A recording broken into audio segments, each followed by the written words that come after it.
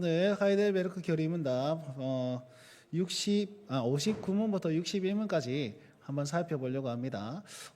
내용이 조금 길어질란가 몰란가 싶어서 그냥 거두절미하고 바로 시작하도록 하겠습니다. 뒤에 또 장례 예식도 있고 해서 조금 빨리 진행해 볼까 합니다. 자, 여러분, 우리가 지금까지 사도신경에 대해서 장기간 쫙 보아왔습니다. 여러분, 어떻게 생각이 마음에 남는 게 있는지 잘 모르겠는데요. 너무 길게 하고 또 이제 이 오후 시간이라 좀 반쯤 이제 주무시면서 들었을 가능성이 많을 것 같은데, 그럼에도 불구하고 사도신경은요 정말 우리에게 참 좋은 유익을 주고, 그 다음에 진짜 우리가 포기하지 말아야 될 어떤 부분입니다. 여러분, 제가 이단분별법 혹시 말씀드렸습니까? 어느 교회 갔는데 여기가 이단인지 아닌지 어떻게 알 수 있습니까? 사도신경을 똑바로 고백하느냐 안 하느냐, 그 차이에 있습니다. 예전 버전을 고백하느냐 신버전을 고백하느냐 말고요, 예전 버전이든 신버전이든 사도신경을 명확하게 고백하는 교회가 있다면 그것은 일단은 1단계는 통과. 신앙 고백이 바르구나, 이렇게 생각하시면 돼요. 교단이 다를 뿐이지 신앙 고백이 틀린 건 아니거든요. 그런데 다른 어떤 이단 같은 경우에는 사도신경을 살짝 꼬아가지고 주기도문도 슬쩍 꼬아가지고 안상홍의 이름으로 기도합니다, 이렇게 하고 뭐 하여튼 여러 가지 살짝만 바꿔가지고 비슷한데 살짝만 바꿔, 그런 것은 반드시 이단인 줄 여러분 아시면 되겠습니다. 그래서 그만큼 사도신경이라는 신앙 고백이 정말 중요하거든요. 그래서 마지막으로 59문에서 61문은요 사도신경을 이렇게 배웠는데 우리가 이걸 고백하고 이걸 받아들이는 유익이 무엇인가에 대해서 다시 한번 질문하면서 오늘부터 오직 믿음이라는 그런 포커스에 맞춰가지고 앞으로 쭉 진행될 겁니다. 자, 복습을 한번 해보면요, 간단하게 여러분 1문에서 사람의 유일한 위로는 무엇입니까? 이렇게 물어봤단 말이에요. 두 번째 2문, 그러면 그 위로를 받기 위해서는 우리가 무엇을 알아야 됩니까? 세 가지를 딱 얘기했습니다. 첫 번째는 나의 죄와 비참함이 얼마나 큰가. 두 번째는 우리의 구원자가 누구인가. 세 번째, 구원받은 백성은 어떻게 감사하며 살 수 있는 것인가. 요 세 가지였습니다. 다시 말씀드리면, 첫 번째, 우리의 죄와 비참함이 얼마나 큰가. 내가 죄인됨을 알아야 돼서 제가 한동안은 전적 타락을 굉장히 많이 강조했습니다. 두 번째, 우리는 그럼 어떻게 구원받을 수 있습니까? 구원자 예수님에 대해서. 그분은 참 인간이시자 능력 많으신 우리 의로우신 하나님이십니다. 참 하나님이십니다. 요걸 또 강조를 많이 했단 말이에요. 자, 그러면 그 유일하신 구원자가 있는데 그럼 그분이 어떻게 해야지 우리가 그분을 통해서 구원을 받을 수 있습니까? 우리에게 필요한 게 있습니다. 바로 참된 믿음이라는 것입니다. 그냥 믿음이 아니고 참된 믿음이다. 그럼 그 참된 믿음은 무엇입니까? 확실한 지식에 근거하여서 성령께서 주시는 굳은 신뢰, 감동을 허락하고 또 우리 함께 고백할 수 있는 공교회적 고백이 필요하다, 이렇게 말씀을 드렸습니다. 자, 일단은 우리가 성경 말씀에 입각한 지식이 바로 돼야 되고, 또 이 지식을 얻기 위해서는 나 혼자서는 안 돼. 성령의 감동하심을 없어서는 절대로 이게 받아들여지지 않습니다. 예수님이 하나님의 아들이시고 우리 죄를 위해서 십자가에 못 박혀 죽으시고 승천하시고 다시 오시겠다는 말이 성령의 감동 없이 어떻게 믿어집니까? 과학적으로 어떻게 설명이 됩니까? 설명될 수 없는 것이 믿어진다 하는 것은 이 성령님의 감동으로 우리가 굳은 신뢰 아래 있다라는 사실이지요. 그리고 나만 고백하는 그런 하나님이 아니라 우리 모두가 공통적으로 고백하는 하나님이 되죠. 나는 하나님 이렇게 생각해, 너는 저렇게 생각해, 나는 이렇게 생각해. 이러면 그 하나님은 어떤 하나님입니까? 우리의 체험적인 신앙이기보다는, 체험적인 신앙은 우리의 신앙을 굳게 할 수는 있지만 그것이 명확한 진리가 될 수는 없다는 것이죠. 그래서 우리 공통의 고백, 공교회적 고백이 필요하다라는 겁니다. 그러면 이 참된 믿음은 어떻게 알 수 있습니까? 네, 복음을 믿어야 합니다. 참된 믿음으로 복음을 믿어야 되고, 복음은 무엇입니까? 복음은 사도신경에 잘 요약되어 있습니다. 그래서 사도신경을 요약하면 이렇게 되지요. 요거 한번 읽어볼까요? 한번 읽겠습니다. 시작. 성부 하나님과 우리의 창조, 성자 하나님과 우리의 구속, 성령 하나님과 우리의 성화입니다. 한마디로 요약하면 사도신경은 이렇게 요약할 수 있다니까요. 성령 하나님께서 우리를 어떻게 창조하시고 어떻게 섭리하시고 어떻게 인도하고 계신지, 그 다음에 성자 하나님께서 우리를 어떻게 구속하셨는지, 그분은 이런 분이시고 그분은 높아지시고 낮아지셨습니다. 기억이 어렴풋이 났으면 좋겠네요. 성령 하나님께서는요, 교회를 세우시고 우리 안에 함께 하시고 또 죽은 자 가운데서 살리시고 영생을 허락하시는 그런 일들로 우리를 거룩하게 해 나가고 계십니다 라는 것이 사도신경에 대한 고백이었습니다. 그리고 오늘 그럼 이 사도신경을 고백할 때 우리는 어떤 유익을 얻습니까? 바로 의롭게 되고 영생의 상속자가 되는 유익을 누립니다 라고 설명을 하고 있습니다. 좀 더 구체적으로 보면요, 59문에서 사도신경이 주는 유익은 의와 생명을 얻게 됩니다. 그러면 복음의 내용을 믿는다고 해서 의롭게 된다는 게 말이 됩니까? 말이 됩니다. 왜냐하면 그 복음 안에 누가 있기 때문에 예수 그리스도가 있고 그 복음으로 말미암아 참된 믿음이 솟아나기 때문에 우리는 이 사도신경을 고백할 때에 의와 생명을 얻는 유익을 얻게 된다는 것입니다. 그런 믿음을 그렇게 강조하시는데 오직 믿음이란 뭘 의미하는 겁니까? 이렇게 얘기하면 오직 믿음은 수단적인 믿음입니다 라고 얘기를 합니다. 수단적인 믿음. 자, 이렇게 말하면 무슨 말인가 잘 모르시기에 59문부터 한번 살펴보도록 하겠습니다. 59문 제가 질문을 읽으면 답변해 주십시오. 이 모든 것을 믿는 것이 당신에게 지금 어떤 유익을 줍니까?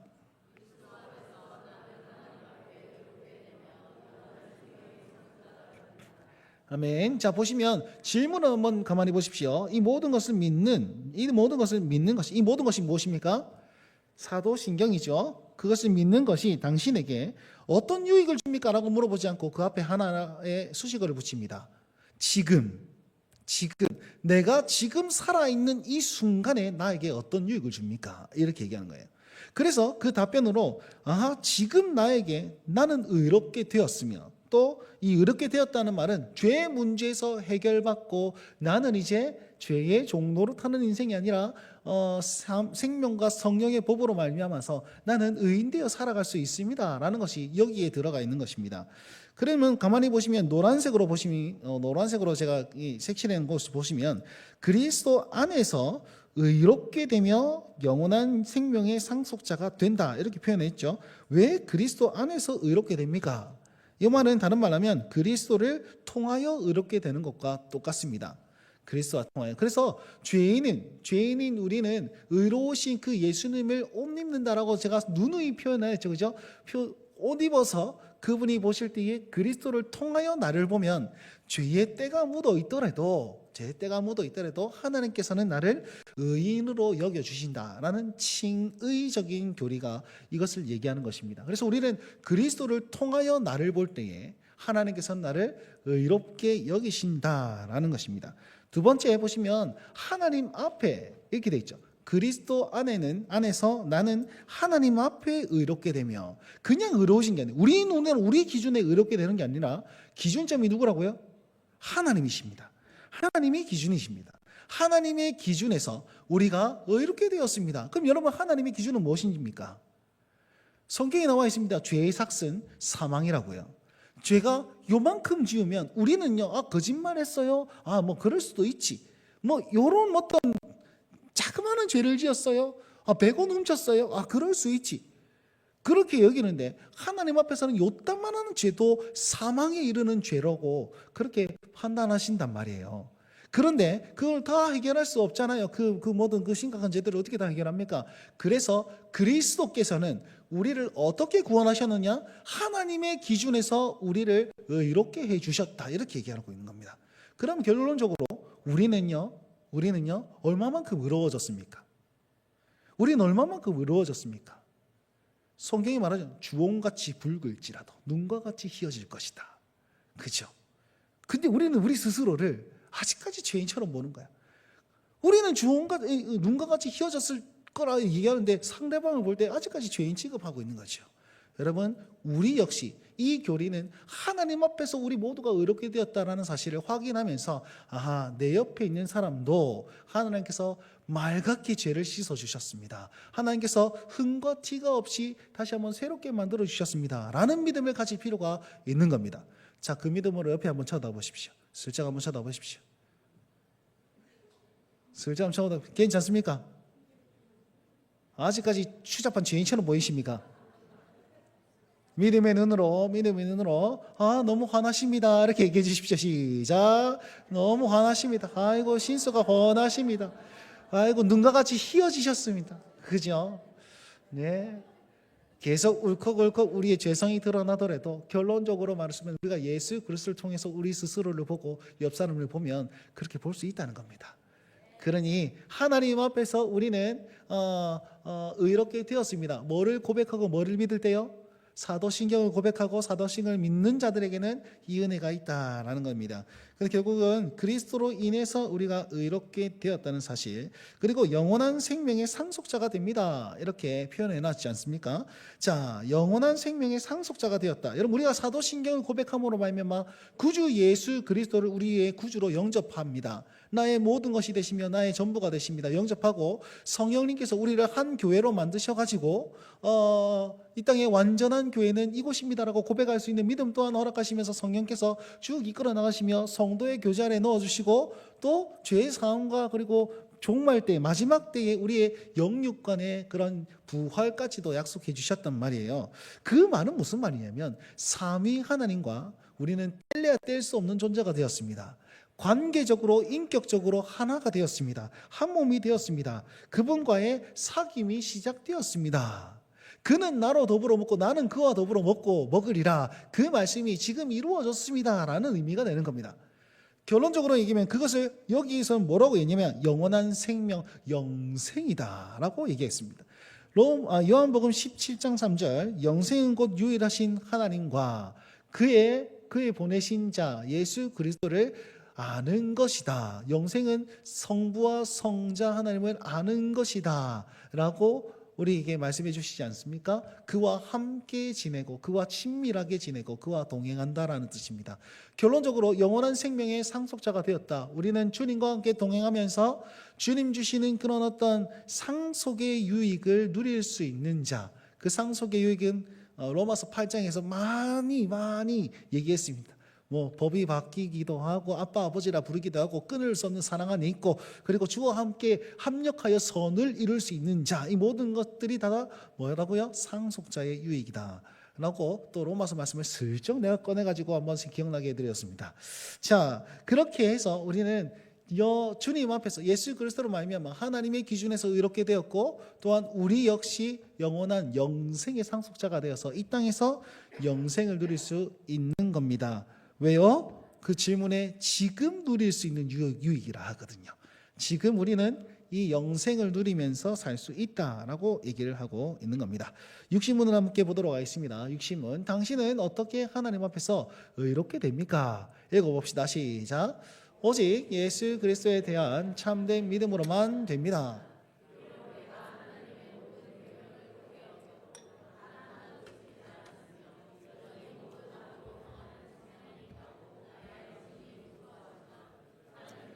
나의 공로가 전혀 없이 순전히 은혜로 그리스도의 온전한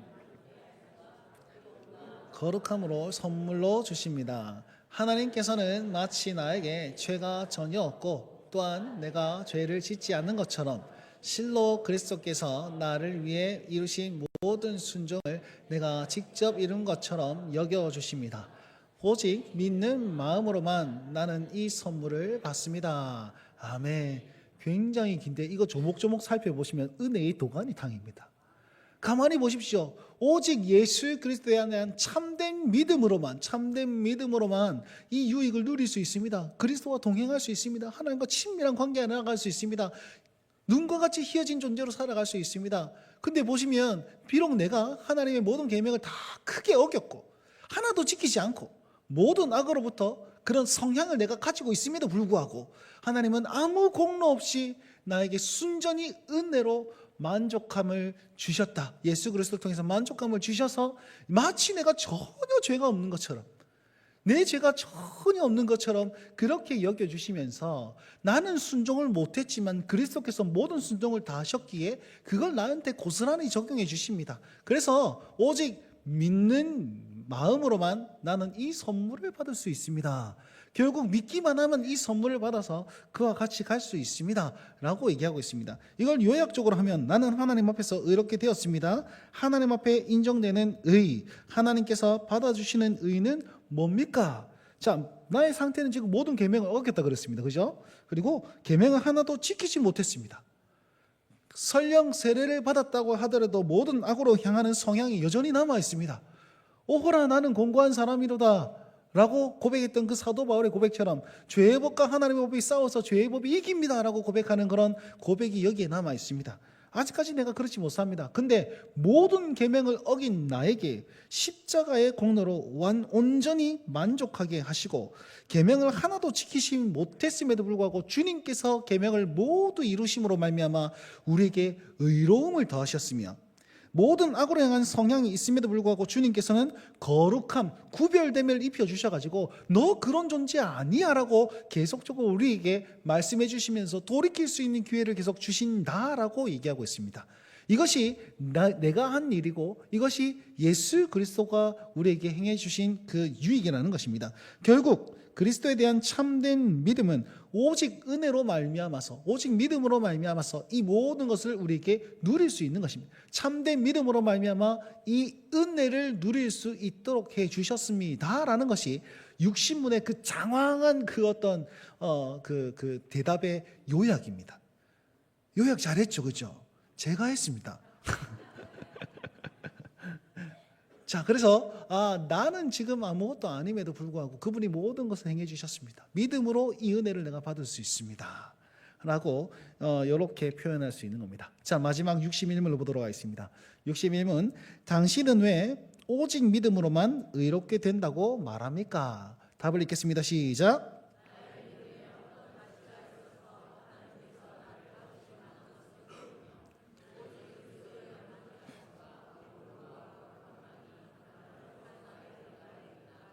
오직 믿음으로만 이 의를 받아들여 나의 것으로 삼을 수 있습니다. 아멘. 자, 여기서 믿음을 가르치는데요. 여러분, 믿는다라고 하면 어떻게 생각하십니까? 제가 설교 시간에 말씀드린 적이 있습니다. 믿음은 무엇이냐? 구원은 무엇이냐? 내가 하나님께서 이렇게 구원을 베풀어 가지고 내가 하나님의 손을 잡는 것이다? 아니라고 그랬습니다. 그죠? 나는 잡을 수 없어요. 없는데 그분께서 나를 믿게 만들어 주심으로 나를 이끌어 나가시는 이게 구원이라고 그랬습니다.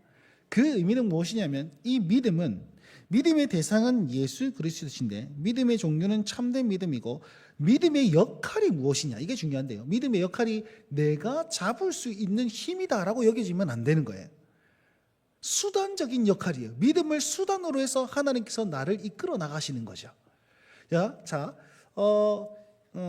뒤에 나오니까 그래서 오직 믿음 내가 어떻게 그리스도의 선물을 받을 수 있습니까? 오직 믿음으로만 가능합니다 라고 되어 있는데 요거를 좀 더 풀어서면 믿음 때문에 내가 의롭게 된 게 아니란 거예요. 내가 믿었어요. 이렇게 있다가 내가 믿었어 이게 아니고 내 의지로 믿었어 이게 아닙니다. 그 복음은 내가 믿었기 때문에 내가 구원받았지 구원의 근거가 사람에게 주어져서 믿음의 행위가 강조되는 것 내가 믿었지 내가 고백했지 이게 아니라는 거예요. 믿음 때문에가 아니라는 거예요. 어떤 가치도 없는 겁니다. 이거는. 그러면 수단적인 믿음은 무엇입니까? 오직 믿음으로 오직 믿음으로 근거가 아니라 수단입니다. 위에 거는 근거죠. 내가 믿었기 때문에 하나님께서 나에게 의롭게 해주셨어 이게 아니고 믿음을 수단으로 해가지고 나는 의로워졌어. 구원의 노력의 결과가 아니라 믿음이라는 방법을 통해서 내가 그분과의 관계가 주어졌고 회복되었어 라고 얘기합니다. 여기서 제가 더 설명해보려면 더 깊게 더 혼란을 줄 것 같아서 자 수단적인 믿음 기억하세요. 수단적 믿음은 수단일 뿐입니다. 믿음은 나의 공로가 아닙니다. 무슨 말인지 아시죠? 내가 믿었기 때문이 아니라 믿음을 통하여 하나님께서 나를 이끌어 주셨다고 제가 거듭 말씀드립니다. 그래서 이것은 전적인 하나님의 은혜다라고 말하는 겁니다. 우리의 구원은 전적인 하나님의 은혜여야만 합니다. 오늘 오전 예배 말씀 기억하십니까? 은혜가 은혜 되기 위해서 내 행위가 추워도 들어가면 안 됩니다. 내 행위가 들어가게 되면 그건 은혜가 아니죠. 내 공로죠. 그런데 이것을 은혜라고 말하는 것은 나의 어떤 마음과 나의 행위가 절대로 들어가지 못하는 것이기 때문에 우리는 전적인 하나님의 은혜로 믿음으로 말미암아 구원받습니다. 믿으십니까? 그렇다면 우리는 어떻게 살아야 됩니까? 감격하여 순종하며 살아야 되는 거죠. 네. 오늘 본문 말씀과 오늘 또 이 교리문답이 또 일맥상통하는 그런 어떤 내용들을 많이 가지고 있습니다. 그래서요, 바른 신앙의 고백은 하나님 앞에 그리스도를 만족하게 하시고 의로움과 거룩함으로 이렇게 되어 있죠. 의로움과 거룩함을 나타내 보이게 되어 있습니다. 여전히 죄인이지만 믿음으로 전적인 하나님의 은혜를 입을 때 구원을 누리면서 삽니다. 참된 믿음으로 하나님의 은혜를 힘입어서 살 수 있는 길이 여기 있으니 여러분, 참된 믿음으로 바른 지식, 그 다음에 굳은 신뢰, 그 다음에 우리 공교적 고백, 참된 믿음으로 말미암아서 오직 전적인 하나님의 은혜를 경험하고 그리하여서 믿음으로 말미암아 승리하실 수 있는 우리의 삶이 되어야 된다는 겁니다. 자, 이것이 다시 처음으로 돌아가서 이 유익을 누릴 수 있는 것이 무엇으로 말미암아서요? 우리가 무엇을 고백할 때에 사도신경을 확실하게 고백하고 확실하게 믿을 때에 이 유익이 우리에게 온다, 이렇게 오늘 가르치고 있는 것이죠. 그래서요, 우리 다음 세대들에게 사도신경, 영유아부에서 사도신경, 유초등부에서 사도신경 정말 중요한 겁니다. 정말. 네, 모 교단에서는 사도신경 굳이 안 해오는 교단도 많습니다. 제가 모 교단에 있다가 한 3년이 있다가 거기 안 해요. 그 고백을 안 하더라고요. 여기 가가지고 다 고백을 처음 몇 년 만에 사도신경을 처음 고백은 그렇게 뭉클하더라고. 내가 뭉클하더라고요. 아, 이게 신앙 고백이 주시는 은혜구나, 이런 생각들이 좀 들었습니다. 그래서 우리 이 놀라운 고백, 이 놀라운 이 신앙 고백을 소중히 여기고 날마다 고백하고 그리 다음 세대도 전수할 수 있는 그런 우리가 되셨으면 좋겠습니다. 야, 사도신경을 계속 고백하고 믿음으로 말미암아서 우리에게 하나님의 은혜와 그리고 영생의 상속자가 되어서 누릴 수 있는 길이 여기 있음을 기억하시면서 고백을 든든하게 세우실 수 있는 온 우리 부임의 북교회 사랑하는 성도님들 되시길 주의 이름으로 축원드립니다.